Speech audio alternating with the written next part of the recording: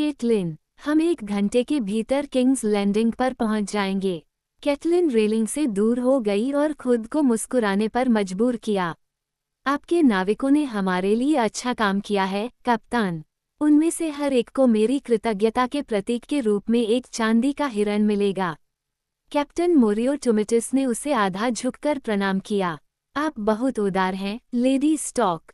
आप जैसी महान महिला को ले जाने का सम्मान ही उनके लिए पर्याप्त पुरस्कार है। लेकिन वे वैसे भी रजत पदक जीत लेंगे। मोरियो मुस्कुराया। जैसा तुम कहो। वह धारा प्रवाह कॉमन टंग बोल रहा था, जिसमें टाइरोशी लहजे का हल्का सा संकेत था। उसने उसे बताया कि वह 30 साल से सनकरे समुद्र में नाव चला रहा था। वह नाविक, क्वार्टर मास्टर और अंत में अपने खुद के व्यापारिक नावों का कप्तान था। स्टॉर्म डांसर उसका चौथा जहाज था और उसका सबसे तेज 60 पतवारों वाला 2 मस्तूल वाला नाव था। जब कैटलिन और सर रॉड्रिक कैसल नदी के नीचे की ओर सरपट दौड़ने के बाद पहुंचे थे, तब व्हाइट हार्बर में उपलब्ध जहाजों में से वह निश्चित रूप से सबसे तेज थी। टाइरोशी अपने लालच के लिए कुख्यात थे और सर रॉड्रिक ने थ्री सिस्टर्स से मछली पकड़ने का स्लूप किराए पर लेने का तर्क दिया था, लेकिन कैटलिन ने गैली पर जोर दिया था। यह अच्छा था कि उसने ऐसा किया। यात्रा के दौरान हवाएं उनके खिलाफ थीं और गैली के चप्पू के बिना वे किंग्स लैंडिंग और यात्रा के अंत की ओर बढ़ने के बजाय फिंगर्स से आगे निकल जाते। उसने सोचा, बहुत करीब। लिनेन पट्टियों के नीचे उसकी उंगलियां अभी भी उस जगह पर धड़क रही थीं जहां खंजर ने काटा था। दर्द ही उसका अभिशाप था। कैटलिन को लगा, कहीं वह भूल न जाए। वह अपने बाएं हाथ की आखिरी 2 उंगलियां नहीं मोड़ सकती थी और बाकी उंगलियां फिर कभी कुशल नहीं हो पाएंगी। फिर भी ब्रांड की जिंदगी के लिए यह एक छोटी सी कीमत थी। सर रॉड्रिक ने डेक पर आने के लिए यही क्षण चुना। मेरे अच्छे दोस्त, मोरियो ने अपनी कांटेदार हरी दाढ़ी के बीच से कहा। टाइरोशी को चमकीले रंग पसंद हैं, यहाँ तक कि उनके चेहरे के बालों में भी। आपको बेहतर होते हुए देखना बहुत अच्छा लग रहा है। हाँ, सर रॉड्रिक ने सहमति जताई। मैं पिछले 2 दिनों से मरना नहीं चाहता था। उसने कैटलिन को प्रणाम किया। मेरी लेडी, वह पहले से बेहतर दिख रहा था। व्हाइट हार्बर से निकलने के समय की तुलना में वह थोड़ा पतला था, लेकिन लगभग फिर से अपने जैसा ही दिख रहा था। बाइट में तेज हवाएं और सनकरे समुद्र की उथल-पुथल उसके अनुकूल नहीं थी, और जब ड्रैगनस्टोन के पास तूफान ने उन्हें अप्रत्याशित रूप से जकड़ लिया, तो वह लगभग किनारे पर पहुंच गया था। फिर भी किसी तरह वह रस्सी से तब तक चिपका रहा जब तक कि मोरियो के 3 आदमी उसे बचा नहीं पाए और उसे सुरक्षित रूप से डेक के नीचे नहीं ले गए। उन्होंने कहा, कप्तान अभी मुझे बता रहे थे कि हमारी यात्रा लगभग समाप्त होने वाली है। सर रॉड्रिक ने एक व्यंग्यात्मक मुस्कान बिखेरी। इतनी जल्दी? वह अपनी बड़ी सफ़ेद साइड मूंछों के बिना अजीब लग रहा था, किसी तरह छोटा, कम उग्र और 10 साल बड़ा। फिर भी बाइट पर वापस आकर चालक दल के सदस्य के रेजर के सामने झुकना समझदारी भरा लगा, क्योंकि जब वह रेलिंग पर झुका और घूमती हवाओं में उल्टी कर रहा था, तो उसकी मूंछें तीसरी बार बुरी तरह से खराब हो गई थीं। कैप्टन मोरियो ने कहा, मैं आपको अपने काम पर चर्चा करने के लिए छोड़ता हूँ। उसने झुककर उनसे विदा ली। नाव पानी पर ड्रैगनफ्लाई की तरह तैर रही थी, उसकी पतवारें एकदम सही समय पर उठती और गिरती थीं। सर रॉड्रिक ने रेलिंग पकड़ी और किनारे की ओर देखा। मैं सबसे बहादुर रक्षक नहीं रहा हूँ। कैटलिन ने उसके हाथ को छुआ। हम यहाँ हैं, सर रॉड्रिक, और सुरक्षित हैं। यही सबसे बड़ी बात है। उसका हाथ उसके लबादे के नीचे टटोल रहा था, उसकी उंगलियां सख्त और लड़खड़ा रही थीं। खंजर अभी भी उसके पास था। उसने पाया कि उसे खुद को आश्वस्त करने के लिए कभी-कभी उसे छूना पड़ता था। अब हमें राजा के सरदार तक पहुंचना होगा और प्रार्थना करनी होगी कि उस पर भरोसा किया जा सके। सर एरन सांतागर एक घमंडी आदमी है, लेकिन ईमानदार है।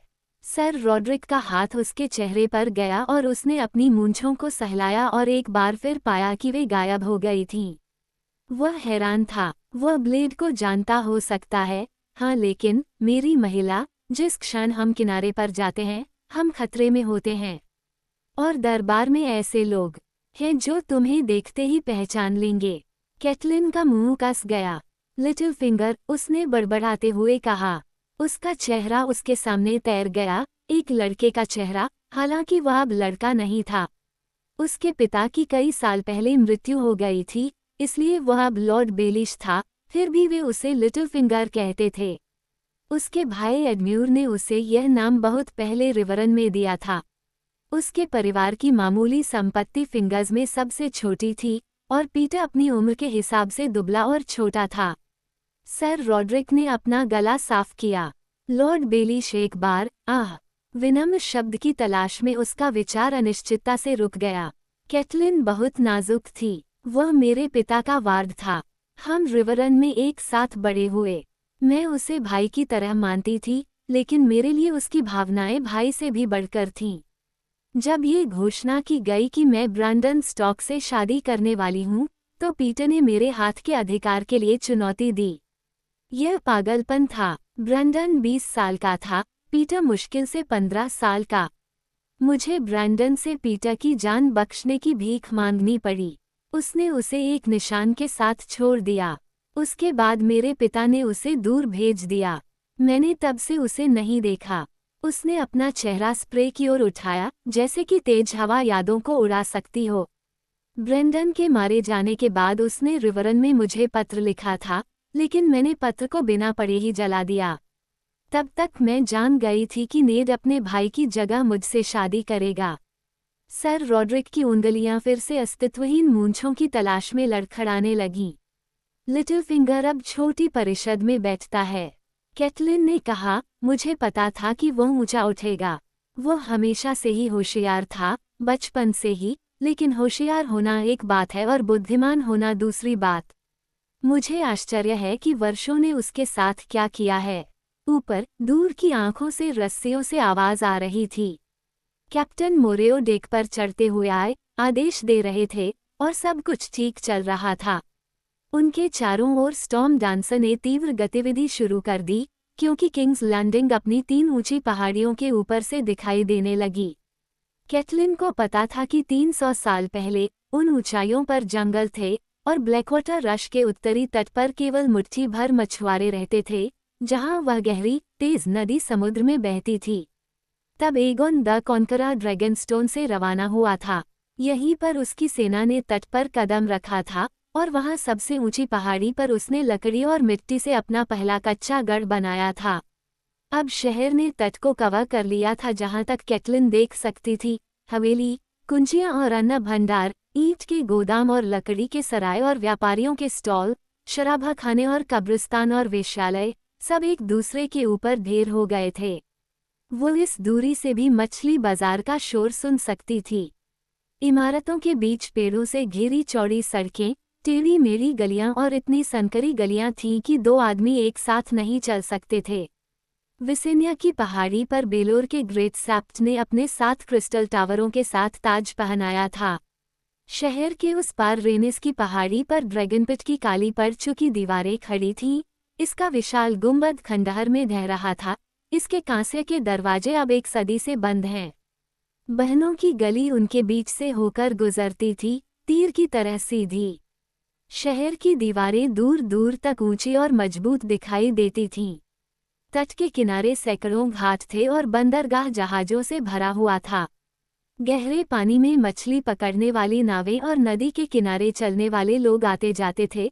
फेरी वाले ब्लैकवाटर रश के पार आगे पीछे घूमते थे। व्यापारिक जहाज ब्रावोस और पेंटोस और लिस से माल उतारते थे। कैटलिन ने रानी के अलंकृत बजरे को देखा, जो इब्बन बंदरगाह से आए एक मोटे पेट वाले व्हेलर के बगल में बंधा हुआ था, जिसका पतवार टार से काला हो गया था, जबकि नदी के ऊपर 1 दर्जन दुबले सुनहरे युद्धपोत अपने पालने में आराम कर रहे थे। पाल मुड़े हुए थे और क्रूर लोहे के मेरे पानी में लहरा रहे थे। और इन सबसे ऊपर, एगोन की ऊंची पहाड़ी से नीचे की ओर, लाल किप था, लोहे की प्राचीर से सजे 7 विशाल ड्रम टॉवर, एक विशाल भयावह बारबिकन, गुंबददार हॉल और ढके हुए पुल, बैरक और कालकोठरी और अन्न भंडार, तीरंदाजों के घोंसलों से जड़ी विशाल पर्दे वाली दीवारें, सभी हल्के लाल पत्थर से बने थे। विजेता एगोन ने इसे बनवाने का आदेश दिया था। उसके बेटे क्रूर मेगोर ने इसे पूरा होते देखा था। उसके बाद उसने हर पत्थरबाज के सिर काट दिए थे, लकड़ी का काम करने वाले और बिल्डर जिन्होंने इस पर काम किया था। केवल ड्रैगन का खून ही ड्रैगन लॉर्ड्स द्वारा बनाए गए किले के रहस्यों को जान पाएगा, उसने कसम खाई।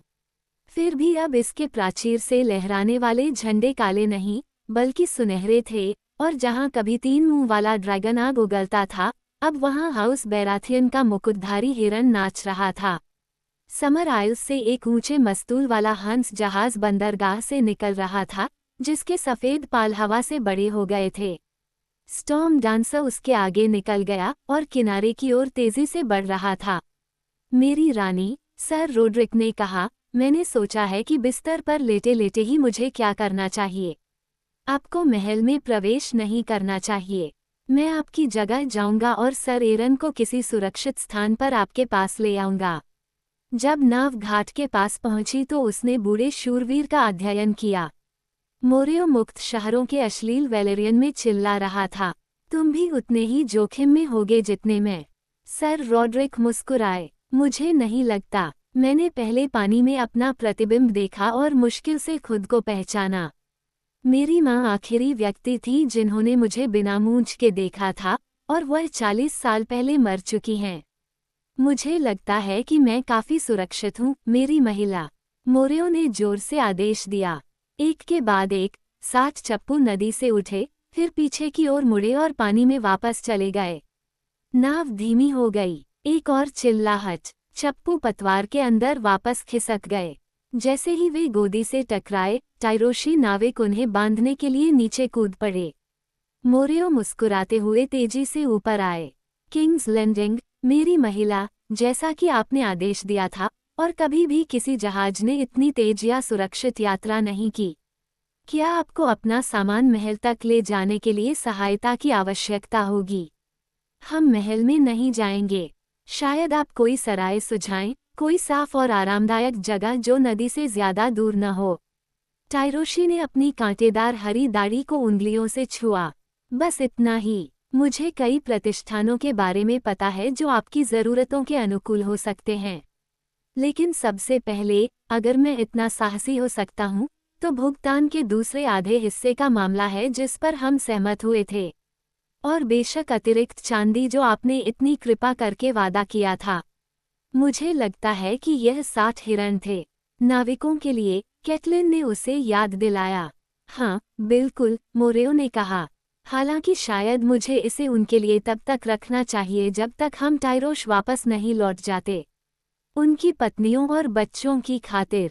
अगर आप उन्हें यहाँ चांदी दे दें, मेरी महिला, तो वे इसे काट लेंगे या एक रात के आनंद के लिए इसे खर्च कर देंगे। सर रोड्रिक ने कहा, पैसे खर्च करने के लिए इससे भी बदतर चीजें हैं।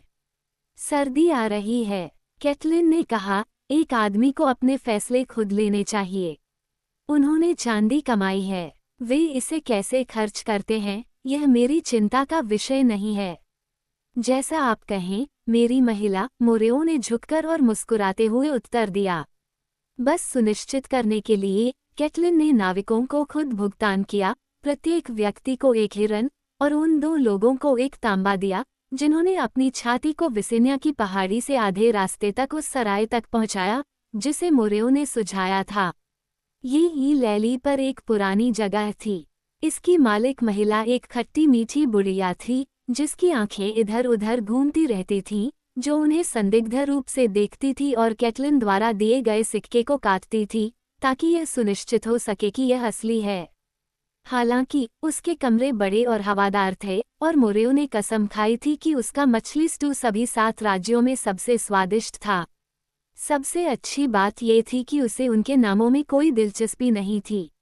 मुझे लगता है कि कॉमन रूम से दूर रहना ही बेहतर होगा, सर रॉड्रिक ने कहा, जब वे बैठ गए। ऐसी जगह पर भी, कोई नहीं जानता कि कौन देख रहा है।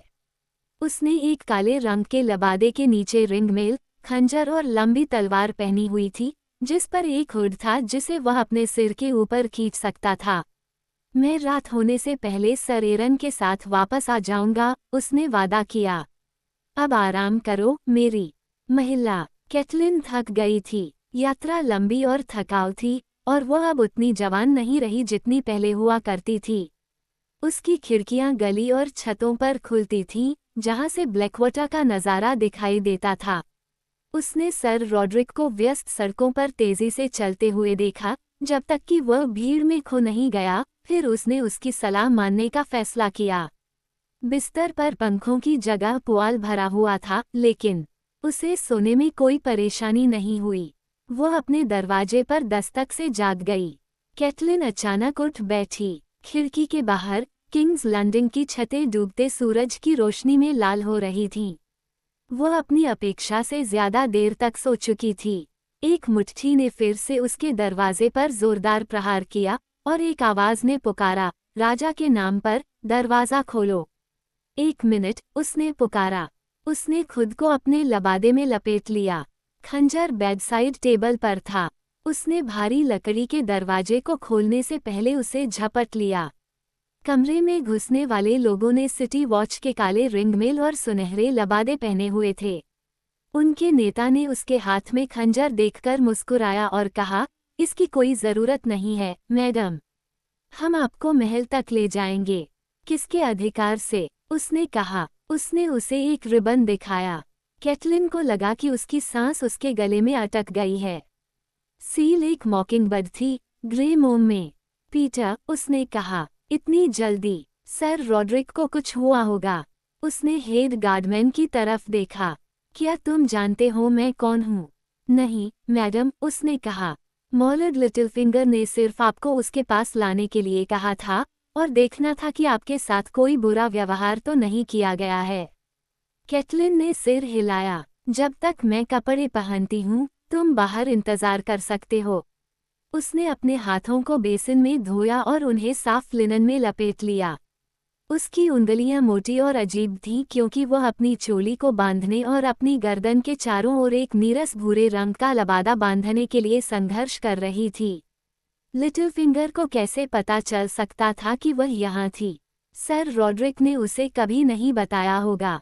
वह बूढ़ा हो सकता है, लेकिन वह जिद्दी था और गलती से भी वफादार था। क्या वे बहुत देर हो चुकी थी, अगर लेनिस्टर्स उससे पहले किंग्स लैंडिंग तक पहुंच गए थे? नहीं, अगर यह सच होता, तो नेड भी यहाँ होता और निश्चित रूप से वह उसके पास आता। कैसे? फिर उसने सोचा, मोरेओ टाइरोशी को पता था कि वे कौन थे और कहाँ थे। धिक्कार है उस पर। उसे उम्मीद थी कि उसे जानकारी के लिए अच्छी कीमत मिली होगी। वे उसके लिए एक घोड़ा लेकर आए थे। जब वे निकले तो सड़कों पर लैंप जलाए जा रहे थे और कैटलिन ने महसूस किया कि शहर की निगाहें उस पर हैं। जब वह सवार होकर जा रही थी, उसके चारों ओर सुनहरे लबादे पहने पहरेदार थे। जब वे रेड कीप पहुंचे, तो पोर्टिकुलस नीचे था और रात के लिए बड़े दरवाजे बंद थे, लेकिन महल की खिड़कियां टिमटिमाती रोशनी से जगमगा रही थीं। पहरेदारों ने अपने घोड़ों को दीवारों के बाहर छोड़ दिया और उसे एक संकीर्ण पीछे के दरवाजे से होते हुए फिर अंतहीन सीढ़ियों से एक टावर तक पहुंचाया। वो कमरे में अकेला था, एक भारी लकड़ी की मेज पर बैठा था। उसके पास एक तेल का दीपक था और वह लिख रहा था। जब वे उसे अंदर ले गए, तो उसने अपना पेन नीचे रखा और उसकी ओर देखा। बिल्ली, उसने धीरे से कहा, मुझे इस तरह यहाँ क्यों लाया गया है? वह उठा और गार्डों को अचानक इशारा किया। हमें छोड़ दो। वे लोग चले गए। मुझे विश्वास है कि आपके साथ कोई बुरा व्यवहार नहीं हुआ, उन्होंने उनके जाने के बाद कहा। मैंने सख्त निर्देश दिए थे। उसने उसकी पट्टियां देखीं। तुम्हारे हाथ? कैटलिन ने निहित प्रश्न को अनदेखा कर दिया। मुझे नौकरानी की तरह बुलाए जाने की आदत नहीं है, उसने ठंडे स्वर में कहा। एक लड़के के रूप में आप अभी भी शिष्टाचार का अर्थ जानते थे। मैंने तुम्हें नाराज कर दिया है, मेरी मालकिन। मेरा ऐसा कोई इरादा नहीं था। वह पश्चातापी लग रहा था। इस नज़र ने कैटलिन की यादों को ताज़ा कर दिया। वह एक चालाक बच्चा था, लेकिन अपनी शरारतों के बाद वह हमेशा पश्चातापी दिखता था। यह उसके पास एक उपहार था। वर्षों ने उसे ज्यादा नहीं बदला था। पीटर एक छोटा लड़का था और वो एक छोटे आदमी में बदल गया था। कैटलिन से 1 या 2 इंच छोटा, पतला और तेज, तीखे चेहरे के साथ जो उसे याद थे, और वही हंसती हुई ग्रे हरे रंग की आंखें। अब उसकी ठोड़ी पर एक छोटी सी नुकीली दाढ़ी थी और उसके काले बालों में चांदी के धागे थे। हालांकि वह अभी भी 30 साल का नहीं था। वे चांदी के मॉकिंगबर्ड के साथ अच्छे से मेल खाते थे जो उसके लबादे को बांधता था। बचपन से ही उसे हमेशा अपनी चांदी पसंद थी। तुम्हें कैसे पता चला कि मैं शहर में हूँ? उसने उससे पूछा। लॉर्ड वेरीज सब जानते हैं, पीटर ने धूर्त मुस्कान के साथ कहा। वे जल्द ही हमारे साथ आएंगे, लेकिन मैं पहले तुम्हें अकेले देखना चाहता था। बहुत समय हो गया है, कैट। कितने साल हो गए? कैटलिन ने उसकी जान पहचान को नज़रअंदाज कर दिया। और भी महत्वपूर्ण सवाल थे। तो ये राजा की मकड़ी थी जिसने मुझे ढूंढा। लिटिल फिंगर ने मुंह सिकोड़ा। तुम उसे ऐसा नहीं कहना चाहोगे। वो बहुत संवेदनशील है। मुझे लगता है कि यह एक हिजड़ा होने के कारण है।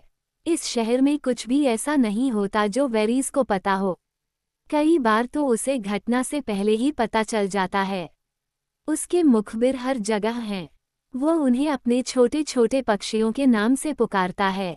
उसके एक छोटे पक्षी ने तुम्हारे आने के बारे में सुना। शुक्र है कि वेरीज पहले मेरे पास आया।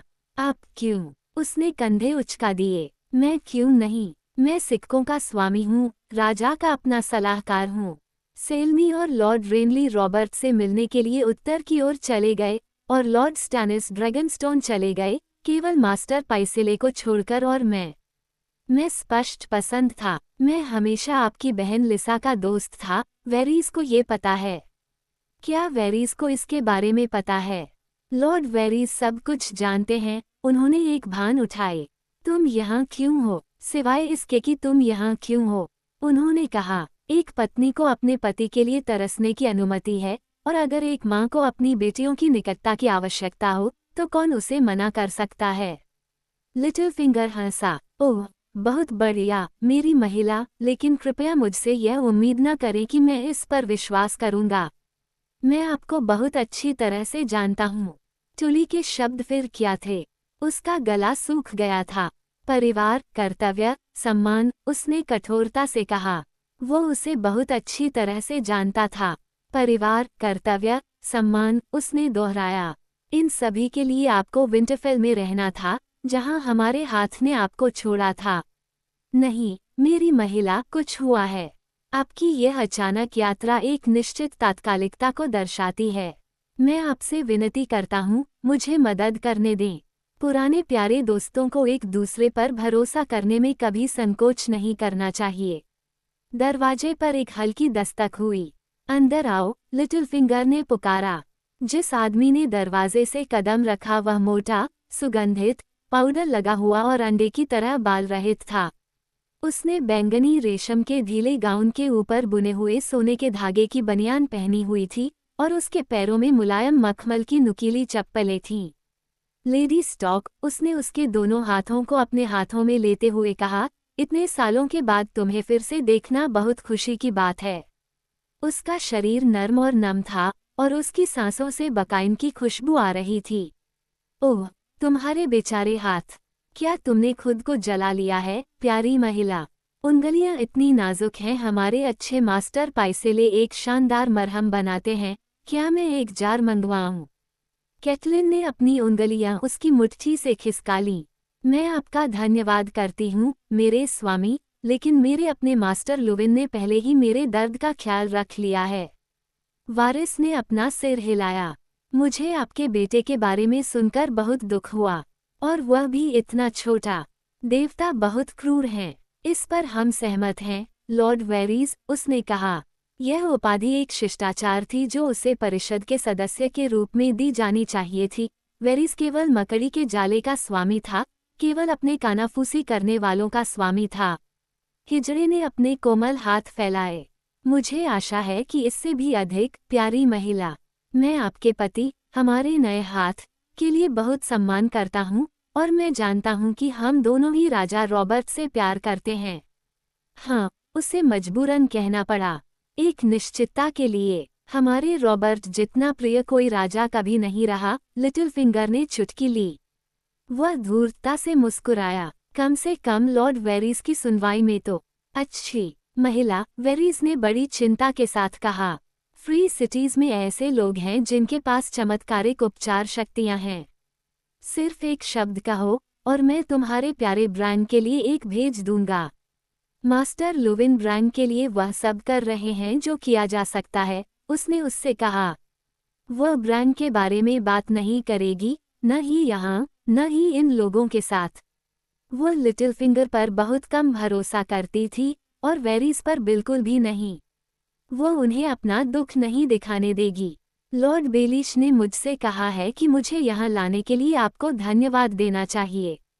वेरीज एक छोटी लड़की की तरह हंसी। ओह हाँ, मुझे लगता है कि मैं दोषी हूँ। मुझे उम्मीद है कि आप मुझे माफ कर देंगी, दयालु महिला। वह आराम से एक सीट पर बैठ गया और अपने हाथ जोड़ लिए। मुझे आश्चर्य है कि क्या हम आपको खंजर दिखाने के लिए परेशान कर सकते हैं। कैटलिन स्टॉक ने अविश्वास में उस हिजड़े को घूर कर देखा। वो एक मकड़ी थी, उसने बेतहाशा सोचा, एक जादूगर या उससे भी बदतर। वह ऐसी बातें जानता था जो कोई भी नहीं जान सकता था, जब तक कि तुमने सर रॉड्रिक के साथ क्या किया है? उसने पूछा। लिटिल फिंगर खो गया था। मैं उस शूरवीर की तरह महसूस कर रहा हूँ जो बिना भाले के युद्ध में पहुँचता है। हम किस खंजर की बात कर रहे हैं? सर रॉड्रिक कौन है? सर रॉड्रिक कैसल विंटरफेल में मास्टर एट आर्म्स हैं, वेरीज ने उन्हें सूचित किया। मैं आपको आश्वासन देता हूँ, लेडी स्टॉक, अच्छे शूरवीर के साथ कुछ भी नहीं हुआ है। वह आज दोपहर को जल्दी ही यहाँ आया था। वह शस्त्रागार में सर एरन सांतागर से मिला था और उन्होंने एक खास खंजर के बारे में बात की थी। सूर्यास्त के समय वे दोनों महल से एक साथ निकले और उस भयानक झोपड़ी में चले गए जहां आप रह रहे थे। वे अभी भी वहीं हैं, कॉमन रूम में शराब पी रहे हैं, आपकी वापसी का इंतजार कर रहे हैं। सर रॉड्रिक आपको गायब पाकर बहुत व्यथित थे। तुम्हें ये सब कैसे पता चला? छोटे पक्षियों की फुसफुसाहट, वेरीज ने मुस्कुराते हुए कहा। मैं सब कुछ जानता हूँ, प्यारी महिला। यही मेरी सेवा की प्रकृति है। उसने कंधे उचका दिए। तुम्हारे पास खंजर है न? कैटलिन ने उसे अपने लबादे के नीचे से निकाला और उसके सामने मेज पर फेंक दिया। ये लो, शायद तुम्हारी छोटी चिड़ियां उस आदमी का नाम फुसफुसाएंगी जिसका यह है। वारिस ने चाकू को बहुत ही नाजुकता से उठाया और उसके किनारे पर अंगूठा फिराया। खून बहने लगा और वह चीखकर बोला और खंजर को वापस मेज पर गिरा दिया। सावधान, कैटलिन ने उससे कहा, ये तेज है। वेलेरियन स्टील जैसी धार किसी और चीज में नहीं होती, लिटिल फिंगर ने कहा, जबकि वेरीज ने अपने खून बहते अंगूठे को चूसा और कैटलिन को उदास भाव से देखा। लिटिल फिंगर ने चाकू को हल्के से अपने हाथ में पकड़ा, पकड़ को परखा। उसने उसे हवा में उछाला, फिर दूसरे हाथ से उसे पकड़ लिया। कितना बढ़िया संतुलन। तुम मालिक को ढूंढना चाहती हो, क्या यही वजह है कि तुम यहाँ आई हो? इसके लिए तुम्हें सर एरन की जरूरत नहीं है, मेरी औरत। तुम्हें मेरे पास आना चाहिए था, और अगर मैंने ऐसा किया होता, उसने कहा, तो आप मुझे क्या बताते? मैं तुम्हें बताता कि किंग्स लैंडिंग में ऐसा सिर्फ एक चाकू था। उसने ब्लेड को अंगूठे और तर्जनी के बीच पकड़ा, उसे अपने कंधे पर वापस खींचा और अपनी कलाई के एक अभ्यासी झटके से कमरे में फेंक दिया। ये दरवाजे से टकराया और ओक के पेड़ में धंस गया, कांपने लगा। यह मेरा है, तुम्हारा। इसका कोई मतलब नहीं था। पीटर विंटरफेल में नहीं गया था प्रिंस जोफ्रे के नाम दिवस पर टूर्नामेंट तक, उसने कहा, कमरे को पार करते हुए लकड़ी से खंजर निकालने के लिए। मैंने सर जेमे को घुड़सवारी में आधी अदालत के साथ समर्थन दिया। पीटर की शर्मीली मुस्कान ने उसे फिर से आधा लड़का बना दिया। जब लोरस टायरेल ने उसे घोड़े से उतारा, तो हम में से कई लोग थोड़े गरीब हो गए। सर जेमे ने 100 सुनहरे ड्रैगन खो दिए, रानी ने एक पन्ना पेंडेंट खो दिया, और मैंने अपना चाकू खो दिया। उसकी कृपा से पन्ना वापस मिल गया, लेकिन विजेता ने बाकी रख लिया। कौन? कैटलिन ने पूछा। उसका मुंह डर से सूख गया था। उसकी उंगलियां याद किए गए दर्द से दर्द कर रही थीं। शैतान, लिटिल फिंगर ने कहा, जबकि लॉर्ड वेरीज उसके चेहरे को देख रहा था। Tyrion Lannister.